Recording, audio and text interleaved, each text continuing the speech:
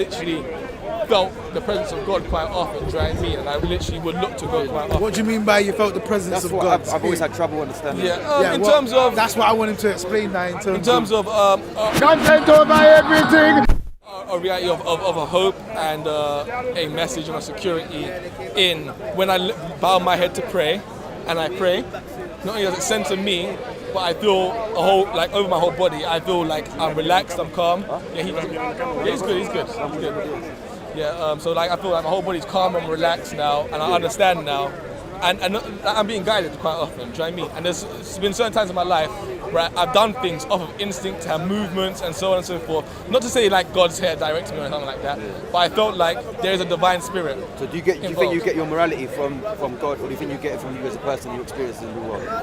See, I believe that when God made humans, God, before he even made any book, he gave man a heart, and within heart, I believe he wrote truth on man's heart. So I believe every human being, regardless of who they are, have the truth in their heart. Now, a lot of religious people argue with me and say, no, that makes it subjective and so on and so forth. I don't think universal truths are subjective. I'm going to ask, what does that even mean? What does it even mean? So, for example, when you're born, for example, you're born with primary motor things that you need to do, right? Sucking, grabbing, clinging, these types of things, Instinctual, right? innate things feelings you need to do. I would say amongst those innate feelings that you develop quite early on is incest is wrong, killing your own family is wrong, and murder in general is wrong. No one has to teach you these things. Well, you think people inherently know that? I believe so. No, this is the argument I had last week, right? Yeah. I won't say that it's right and wrong, these things, because if someone's killed off your family or someone's trying to kill your family, then you're going to class that murder back on them as being revenge. Yeah, that's how you're going to class it. Sure, but it depends. So. What would you say, to go too press and to even to this, but you said everyone knows incest wrong. There are many couples around the world that brother and sister. Yeah, brother and sister, mother and son. Many. There's 6 billion people in the world. When you say many, you're talking about a few not compared thousand. to the rule, but there's still people. Yeah, I'm saying. So when we talk about this, there's a significant. That's not. There's a significant amount of examples. Is I suppose what you're trying to say. No, I agree. Of people living that life, and they would say it's right because they're not talking. They say it's right. So biologically it's wrong. It's biologically wrong, but psychologically to them it's right because love to them is right. But I would say it's not a significant number to the population of the planet. I would say it's a very insignificant number, and I'd say that there's something gone wrong with these people, whatever it could have been, whether it was how they were raised, whether they were molested as children. There's many different issues that can play into people who do incestual relations and so on and so forth. When I was saying incestual, I'm talking your sister, brother, mother with child, father with child. Have you looked at the examples of why people do these things? Quite a lot of the time it's because there's molestation privacy in their family and so on. Well, you got the Egyptians, that was nothing to do with molestation, that was to do with you're talking about royal families, for example. So I'm just talking about any incest. That's blood purity, and that comes to political. You're on about like just private people just doing incest. I'm saying those guys there knew what they were doing were wrong. Those pharaohs, those royal families who done it, knew what they was doing were wrong. Really? They was doing it because it was about combining power and keeping power within one family. That's why they were doing it. And to stop civil wars. Incorporating power, yeah. Of course. So however, do you really think that they thought it was wrong? Did they think it was wrong? I get like the private people. Really, but yeah, there's no way of knowing. Because because they still kind of do it to this day, don't they, really? There's families that still do that shit to brother them. Brother and sister. Not brother and sister. Cousins. Not brother and sister. Yeah. Cousins. First cousins, apparently, that's supposed to be still big in the Pakistani community. Yeah, it's massive, yeah. It still happens first cousins and shit. It's a big problem. Do they think it's wrong? I mean, this is the thing, because when I was talking about incest, I was talking directly. Most families encourage it, especially the ones that are very traditional. They would encourage it. I think wrong and right is the wrong when you're talking about incest, I think they're the wrong words. I was talking about specifically direct family. Do you know what I mean? So I wasn't talking about the cousin stuff right there. There, I'm saying people might argue for that. I don't believe in those arguments, but people might argue for that. However, I think most people across the board, in all ages, even if you go back in the ages, would agree that brother and sister, mother and child, or father and child are wrong. Or killing people for no reason, or stealing things from people. No, I get in where it's coming from in that respect. I still think that's based on your social experience. I don't think that there's anything outside the social experience that doesn't inform you and influence you to behave the way we behave. I think it'll be very difficult for us to go back and prove what is nature and what is nurture, for or example. Or to go to a tribal community that's completely separate to ours and work out how they... Same with masculinity and femininity. Like, what the hell is a woman's been like? You got them transgenders. And you got a man who says, I felt like a woman. What the hell does a woman feel like? How many women in this society are told to play with dolls, are told to cook and clean, are told that they must stay at home? How the hell do we know what a woman even is supposed to feel like? And how many women feel differently to each other? I don't know. I think they're gender constructs, but in terms of, I kind of agree with you in terms of the murder and the stealing. I think there's something in, I don't know. I don't think it's wrong or right. I think God's given it to you. We know that it wouldn't. There you go. To cause someone pain, we know that we wouldn't. There you go. Hit it on the head. Yeah. That's why. It's not wrong or right. Exactly. I won't say wrong or right though. I would agree with you, but that takes a certain level of understanding or of cognitive, of sitting down and thinking about it and saying, actually, I'm doing this, I don't want you to do bad to me, so I'm not going to do bad to you. However, I would argue, bless God. That's basic enough for everyone to know though. I think every child I would argue at 5 years old understands that do shit. this as well, exactly, innately. Children actually go through that where they'll take the toy off their brother and realise, and that effects. Child realises, oh shit. Have you ever cried, or have you seen a parent cry in front of their baby or their child, and seen how their child responds and reacts? Pass on the emotions. Not just pass on emotion, but just say your mother is hurt and crying. And have you ever seen how a child comes to the mother and tries to comfort that mother and hug that mother and try and make it better? Or our baby starts crying when a mother's crying. She's holding the baby. Definitely. That kind of influential. And I believe these things are, and my belief, like come with our heart. That's what, not necessarily our physical hearts, but when God makes us, I believe, He puts in our essence of understanding. Do you know what I mean? So I believe you come in with that feeling, intuition, whatever you want to call it, that comes from God. And I think this is, for me, a sign of God. So this is where I have to ask. I have to ask, because we're saying that comes from experience or from the fact that you don't want it to happen to yourself. Does a child know what it wants or what doesn't want to happen to itself? Yeah, based on experience. Like a newborn baby. A child learns that when it cries, it gets the attention. Yeah, for sure. That's very primary. Exactly, do you know but what it grows as time goes on. So when they're a toddler, they know that if they do certain things, they'll get something back. There's consequences. I was saying, very early on. There's very early. My little brother's just been born. There's very early movements that nobody teaches a child. The child just does themselves naturally when they see their own brother for the first time, and all these kinds of things. And nobody has to say anything to them. They just do it naturally as a board. So I'm saying, you saying it's being taught, but I'm saying if the child's never seen this before, where have they learned it from? I don't know, I haven't seen any examples where a child hasn't seen it, because every child has been raised and held by a mother, because they have to until a certain age where they learn certain things, and then from there. And those that don't have those experiences, where they don't have that social environment, they do end up teething from people and killing people and doing that kind of shit. When your upbringing in your environment is poisoned and contaminated to that perspective. But what I want to ask you is, because we kind of have an understanding of how we think it is, what's your evidence for it being God? For being God that has put all these innate things into us. Yeah. First the existence. Well, I mean, like I say, design, do you know what I mean?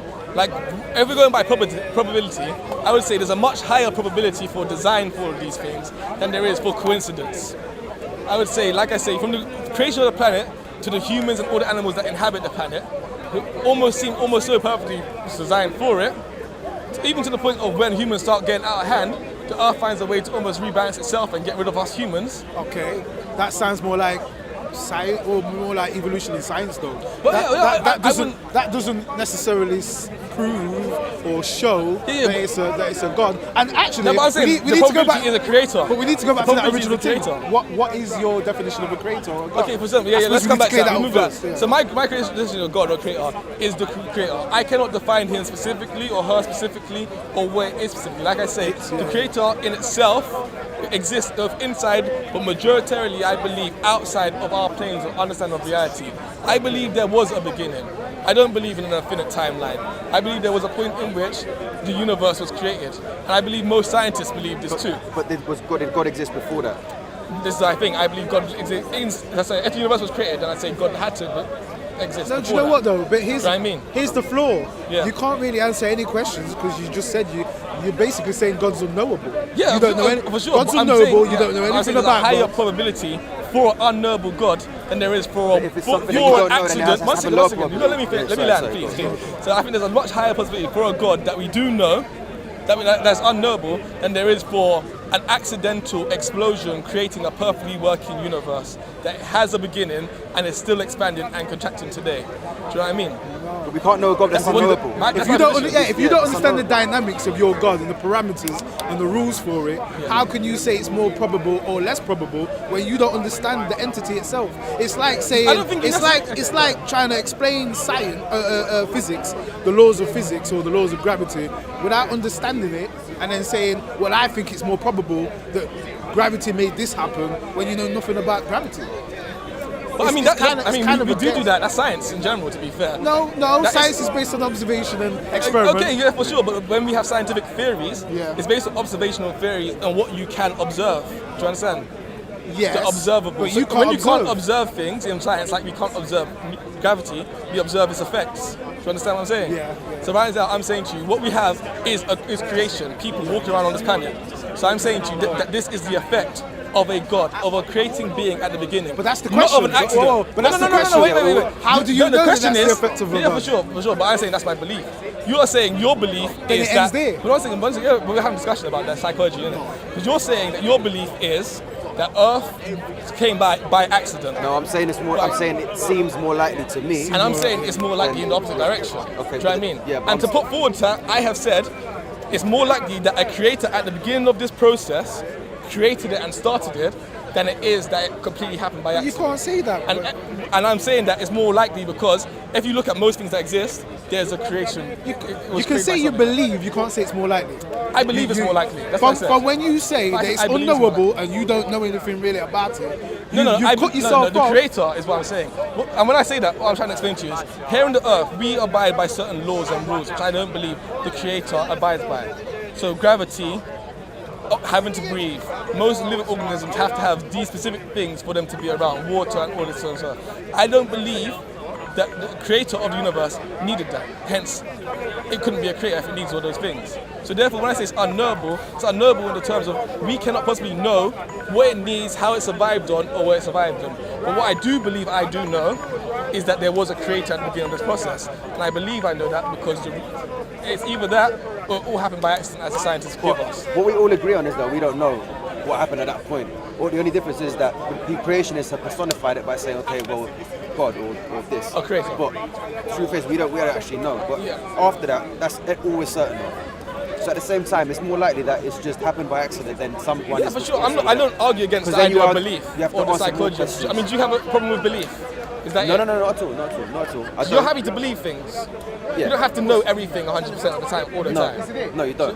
But if it's gonna affect answers to other questions later, then it's better to be a bit more sure about what it is there, or to say, you know what, I'm not sure, so I can't answer those questions. Yeah, for sure. I'd agree with that for sure. But in terms of, like, I feel like you have an issue with belief. No, not at all. No? I just feel like it's. I don't have the issue with the fact that you believe, but if you believe, that's all it is. So then you can't. Yeah, I'm not going around to anyone. If it's belief, it ends there. There's nothing more you can say other than I believe this, if that, what if.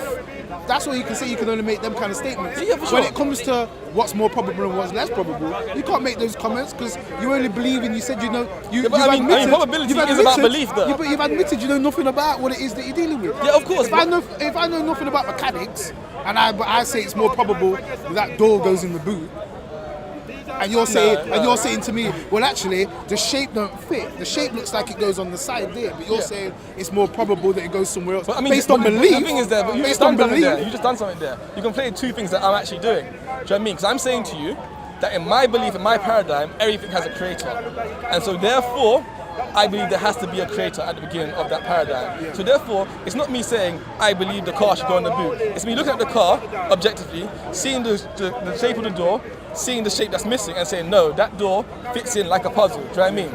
So for me, I would be able to, in that situation, say even without being a mechanic, it's more likely that this piece of the car fits onto that part of the door. No, that's what we're saying. We're saying based on observation. We're saying based on evidence. What evidence? I think Evidence to a degree, because I think we all have faith to some degree about what the answer is there. Yeah. But I think it takes much less faith to say we don't know, because We you're don't making know. a claim. You're saying that is responsible. We're saying we don't know what's responsible. And he's saying that he doesn't know what it is. I'm saying anyone who believes in it. Well, no, he. And No, he. I'm and making a very clear statement that I believe there is a God. That's a big statement. I believe there is a creator of the universe. I believe that creator is unknowable. Now, when I say unknowable, I am not meaning that we don't know that it's a creator. I believe right in saying the creator is a creator. It created. I'm saying the laws that creator is bound by, the nature, everything about that creator, we don't know. Because we are bound by gravity, we're bound by time, we're bound by all these laws of physics. I'm saying this creator exists outside of all of these laws, and that's what makes that creator unknowable to us. Some would say we're not bound by time and we're just not using our full potential. Some would say that kind of Some stuff. would say that. I mean, Some would say we're at one with what we would consider, if you would consider energy as God or nature, some would say we're at one with Possibly. that. This is why I feel that we must, because you could be right, but this is why I feel that people must define what God is first. Yeah. For example, my understanding so far of what God is just energy. That way I can equate it with, everything that's known in the universe that we know of. Yeah. So I can say we're part of nature. I can say that me and you are one, right? And it also seems to tie in with what the ancient people of the whole globe, everywhere you go, they developed an understanding which was called astrotheology, which was to do with the science of nature and how you, as the first human or as a baby or whatever, you're trying to work out how does that tree grow? How does you eat food and it comes out the other end? How do all these things work?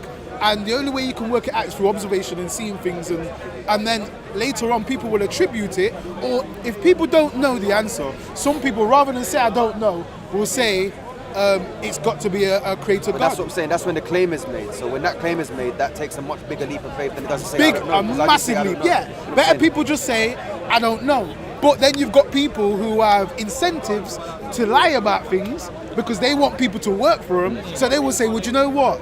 This dude in the sky did it, and guess what? This dude only speaks to me.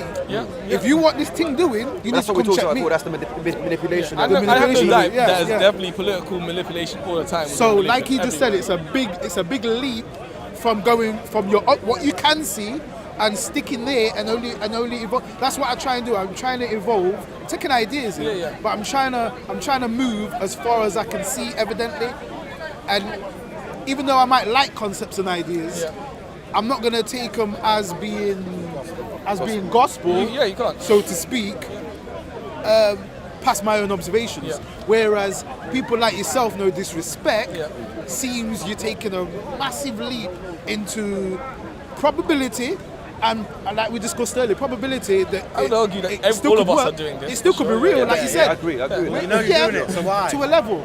So why believe in God?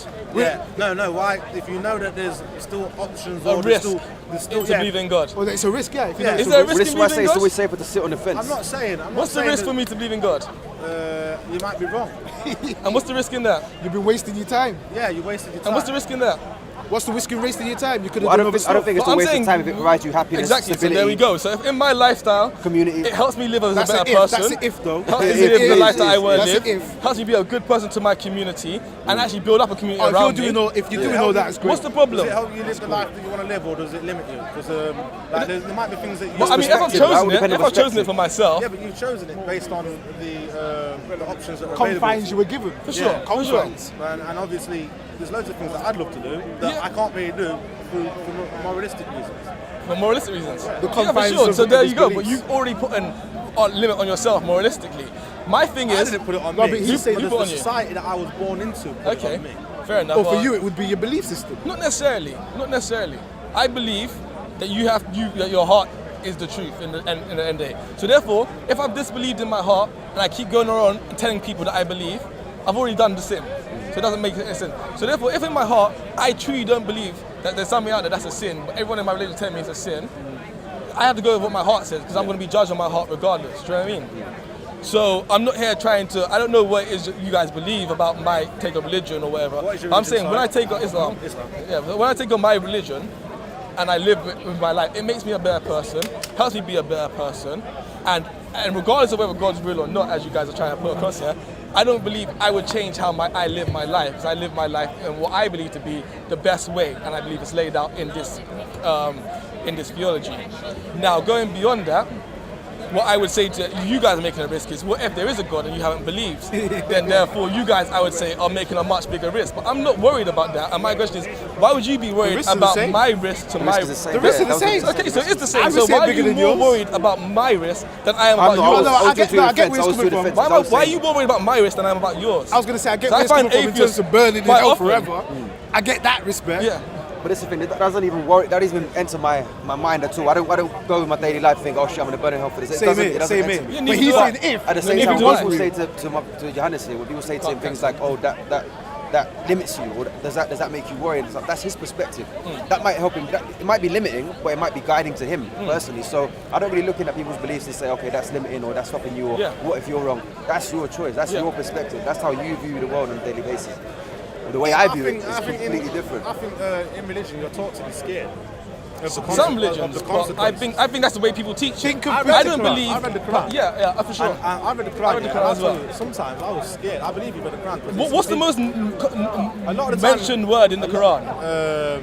One of them. Anyway. If you merciful. God knows. God is a merciful. God is merciful. The most merciful. Yeah. So therefore, most people take away from it. Forever. No, that's it. I think the mercy is there. That's not mercy, man. I mean, mercy is giving you a blind. If you don't follow, we're going into religion now. I don't want to do that. If you don't follow the instructions, but I just want to then you will face painful torment. I mean, if that's what you took from it, that's what you took from it. That's not what I've taken from my reading of the Quran. Because then it's perspective when it comes down to reading. Yeah, I read the Quran. My interpretation of the Quran was not, you do this or you're going to burn in hell. My interpretation of the Quran is that there is a God who created all man. There is only one God that created all man, and he is the most merciful. That is the main message I got from the Quran. Everything else, I believe it says more than that. It does say more than that. It does say more than that. In that respect, then there's no consequences for us then. Because if we don't believe, that's our risk. God's all merciful. We ain't going to worry about nothing. I didn't approach this conversation trying to tell you guys you're non-believers, you're going to burn in hell. No, but you asked us, what do we think about the consequences if we're wrong? No. You said that there's serious consequences for believing in religion, and I'm saying you seem more worried. I didn't say serious for believing in it, but there are. The point that was made was that if I'm following a religion, I'm going to be living my life a specific way that's going to be disadvantaged to me, and therefore, if I'm wrong about God, I would have limited myself in this way. Can be. And the point that I was making in reply was that equally, I can say the same thing about atheists. If there is a God, you've been living your life a specific way. Do you know the problem with that, though? But then what about all the other gods and all the other religions that I don't believe in as well? I'm only an atheist you're only one less atheist than me, because you're an atheist to all the other religions. Not necessarily. Too. I believe that there's only one God, one creator of all the but then there's people that will believe the same thing but about another religion. I believe that it's only one creator. See, you're lucky. You're lucky as a modern Muslim. You're lucky that your religion or your beliefs don't restrict you in the same capacity that the Catholic Church has restricted, or even Islamic has restricted people historically in society for centuries. Yeah, for sure. I mean, restricted women, restricted. Also liberated. Let's talk about that as well. We talk about the negatives of religion. We don't always talk about the positives too. That's true. That's true. Yeah. Religion. Comparative to the limitations. Depends how you look at it. It's subjective, isn't it? No, that's what we're saying. In terms of freedom. I would say historically, there's definitely been an issue of religion going into countries and there being restriction on people, basically, and they're being forced to do and believe and act in a certain way. That's probably more leaders. I would argue, however, that before the coming of certain religions in some leaders, but before coming of certain religions in certain areas, so for example, within Islam, it's quite well known, before the coming of Islam, women, girls, there was a high rate of female infanticide. If you had a daughter, you killed the child. Do you know what I mean? There's huge rates of abuse going on in this part area. And I'd argue, one second, we're having a conversation here, just be respectful in it, yeah? So I would argue that when Islam came around, female infanticide went down, women's rights in the area went up. Now, would I say it was perfect? Would I say what happened after was perfect? Would I say the politics, and there was a lot of politics in it, that isn't perfect? But I'd say I don't say that's the religion. I say that's the politics that came after. I say the religion came, and female empowerment was a factor of that. So I'd say that's one example. So you say where that religion was a good thing. So because the infanticide was dropped or decreased? I mean, we're are you given saying there were other rights in the there were country. other what we would call atrocities that didn't happen in it? Oh, in, no, there in was. exchange. There was. So I'm it's saying just- that we can so point to just- the bad so- things, we can also point to the good things as well, is what I'm saying. Yeah, I wouldn't I blame think any quite of the good or often- bad on the division necessarily. I blame it on the people that were using Yeah, it that at was the cool. time. So the- I don't talk about the wars and stuff that happened or the genocides or whatever. It's not based on the religion. It's based on the people that were around at the time. Yeah. So And we're getting very deep. now we're talking about religion too much. Now we're way too deep. But I want to go back to the belief. Is there any question you want to ask about why I believe as a believer or anything like that? Or I think, do you ever have doubts? Do you find that your faith is linear and that it's just constantly going up? Or do you find that you ever go back down? Oh and no, I become believe agnostic? faith is a wave. I don't think I won't become agnostic or so on and so forth. But I always believed as a creator. I was saying my faith goes up and down in terms of what is my purpose, why am I here? What When if you things found happen to me, overwhelming evidence?